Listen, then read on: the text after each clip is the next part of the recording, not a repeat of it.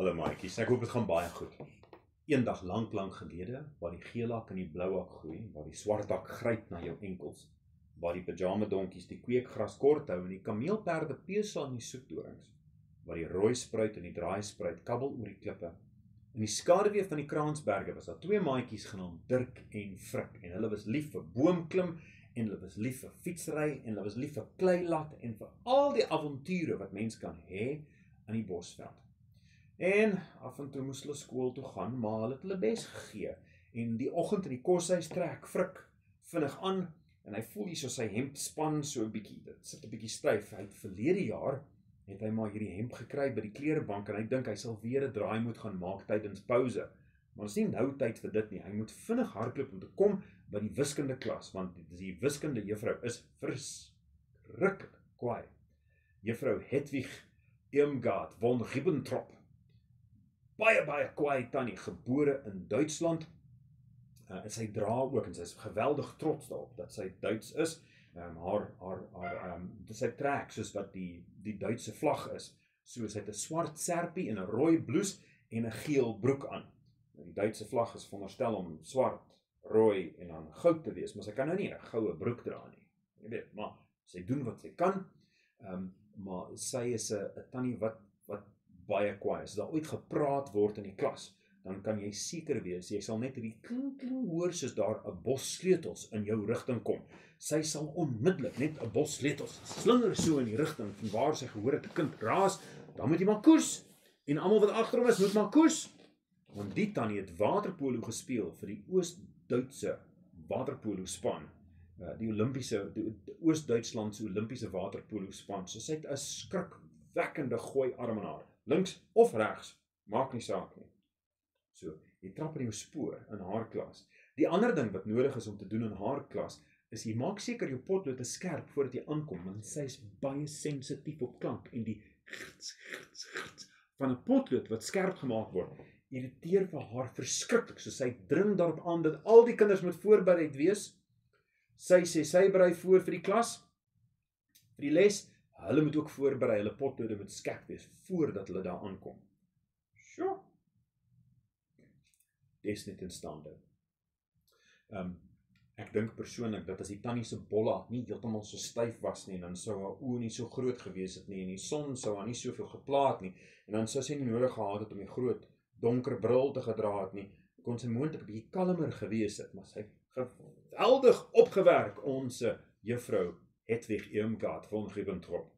Maar al die kinders is nou betyds in klas, en daar sit hulle in hulle rye, en hulle is voorbereid vir hulle wiskundetoets.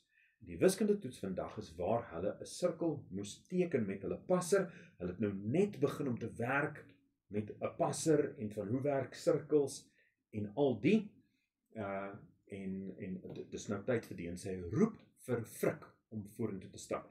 En Frik staan op, en Frik stap hierso by Petronella Labuschagne verby, wat voor hom sit. Petronella Labuschagne kan nie vir Frik verdra nie, want hy doen gewoonlik beter in toetse as sy. En sy wil iets doen om seker te maak dat sy hom kan uitoorlê. Petronella, julle mag miskien dink haar van is vreemd, Labuschagne, maar die familie is baie gesteld op hulle Franse herkoms, en daarom Labuschagne en nie Labuschagne nie. Die pa se naam is Petrus, en die ma se naam is Martella, en sy is vernoem na Martel brandewyn. As jy gedink het dat jou familie het moeilikheid, en dan probeer daai een. So, Martella en Petrus het by mekaar gekom, en hulle het vir Petronella gehad as kind, en Petronella sit in die klas, en sy dink van, hoe gaan sy dit regkry, om beter te doen as Frik, en daar kry sy haar kans, toe Frik opstaan om die papiere uit te deel, draai sy vinnig om en gryp sy potlood en te breek sy die punt af. Nie net die puntjie, net soos 'n knak 'n bietjie nie, maar soos in tot in die hout. Heeltemal af. So vinnig het sy net gedraai, en sy draai terug. En Dirk sit daar so, en hy wil nog so asem opskep om ietsie te sê, maar hy is nie regtig nou lus om iets te moeilikheid te maak nie, want Frik is tussen hom en juffrou von Ribbentrop, en as hy nou praat, dan gaan daar 'n bos sleutels in hierdie rigting kom, en dan gaan sy maatjie dit kry in die rug. Hy dink nou, van wat op dese aarde kan nou gebeur? Maar Frik deel alles uit en hy gaan sit by die tafel en hy draai die vraestel om en soos hy dit omdraai, sien hy hierso sy potlood heeltemal afgebreek. Hy sit nou en hy wil nou nie rondkyk en goed, hierdie tannie hou jou nou dop met 'n valkoog. So, hy sit maar so vorentoe en hy maak asof hy skryf en hy dink maar hy gaan nie met hierdie stomp potloode enigiets kan doen nie. So hy tel maar, hy sak so 'n bietjie af in sy stoel en hy vat die skerpmaker en hy sit dit so binne in sy hemp. En hy hou dit so vas. En dan vat hy die potlood en druk hy dit hier so binne en dan probeer hy maar soos daai manier om die klank te demp en dan maak hy die gits wat buitekant sou wees, is darm die sagte hier so binnekant. En dit juk nou die skaafsels hier so teen sy vel, maar dit is okay, solank hy nou net nie hoef te koes vir 'n bos sleutels nie. Hy kan nie die tannie se stem wat so skril is, hy hou niks daarvan nie. So, hy doen maar net wat hy kan. Frik bly kalm. Dit gaan nie help om opgewerk te raak nie. Maak hy sy potlood skerp en hy teken wat hy nodig het om te teken, skryf wat hy nodig het om te skryf vir die toets. Ek weet nie presies van wat hulle moes gedoen het. Ek het self nie die toets gesien nie. Ek weet net dat dit maak met 'n sirkel, maar Frik sal weet.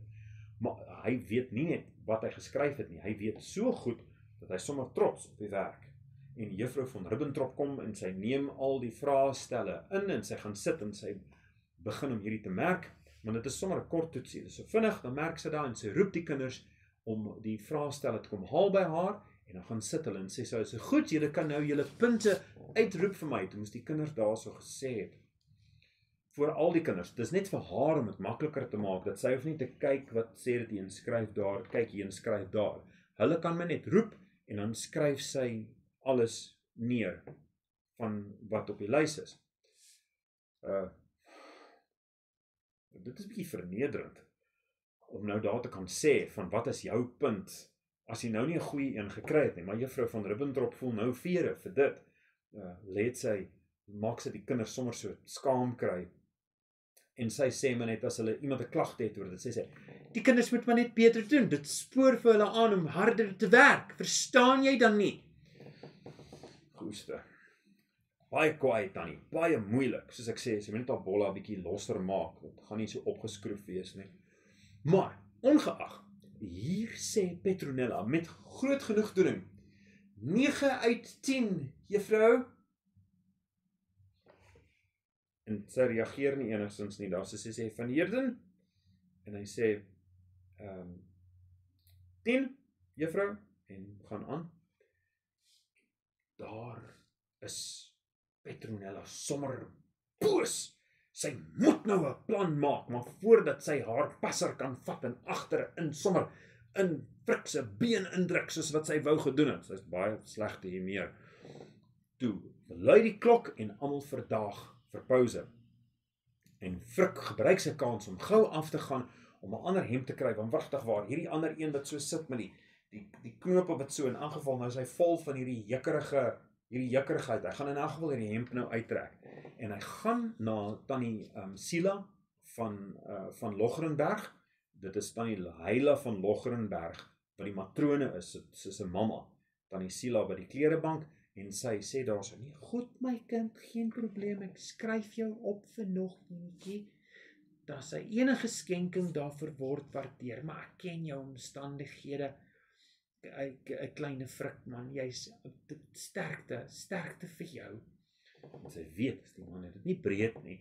En hier stap hy uit, maar hy kyk eers hier so agterop, wie se hemp is die? En dit sê daar so agterop op die nek staan daar nog geskryf Koos Labuschagne. En dis 'n ou wat al lank al klaar gemaak het met skool, maar sy hemp sit lekker los en gemaklik en daar's nou geen probleem. En hy het juis een gekry wat 'n bietjie groter sit. So Frik swem so 'n klein bietjie in sy hemp nou omdat dit so groot is, maar hy weet darm dat hy gaan niemand hoef te pla vir geld om 'n te kry binnekort nie. Hierdie hemp gaan hom hou vir lank. En hulle gaan terug na die klas toe. Na pouse en nadat hy 'n bietjie raak rugby gespeel het en 'n sluk water gekry het en water gevat het om sy maag af te was waar die skaafsels was, het hulle buite die klas gaan vergader En Frik gaan hurk, net so vir 'n rukkie. Jy moes hoe mens hurk, hy sit net so vir 'n oombliekie, net om 'n bietjie te strek na die rugby, en soos wat hy so hurk, gaap sy nek van sy hemp oop. En Petronella, wat agter hom gestaan het, want sy soek vir 'n geleentheid om hom te poetjie of om te skop of ietsie soos daai, sien sy, dit staan agter op sy nek, Koos Labuschagne nie. Nou, Petronella is nie, sy slim, sy kan onderste bo, kan sy goeders lees, want sy probeer om gewoonlik te sien van wat is geskryf op die juffrou se papier, op haar lesenaar. Sy wil altyd daai, so sy het al geleer om onderste bo te lees, so sy kan maklik sien, dit sê daar so, Koos Labuschagne, en sy dink daar, maar my van is Labuschagne, hy is 'n van Heerden, wat gaan hier, en so onmiddellik, dan sê sy, juffrou, Frik het 'n gesteelde hemp aan, en juffrou von Ribbentrop kom daar ingestorm en gryp vir Frik hierso aan sy oor en tel hom op en sê, wat het jy vir jouself te sê, mannetjie? En hy sê, juffrou, ek was klerebank toe. Ek het 'n nuwe hemp daar gekry. Maar hoekom gaan jy dan na die klerebank toe? Wat 'n bog is dit? Juffrou, ek het nie geld vir 'n nuwe hemp nie. So ek gaan na die klerebank toe, soos die ooreenkoms is. Dan kom so stilte. En skielik besef juffrou van Ribbentrop, sy het 'n geweldige groot fout gemaak. En Petronella word so rooi, soos juffrou van Ribbentrop se rooi bloes. Die les van hierdie, maatjies, die les van hierdie. Nommer 1.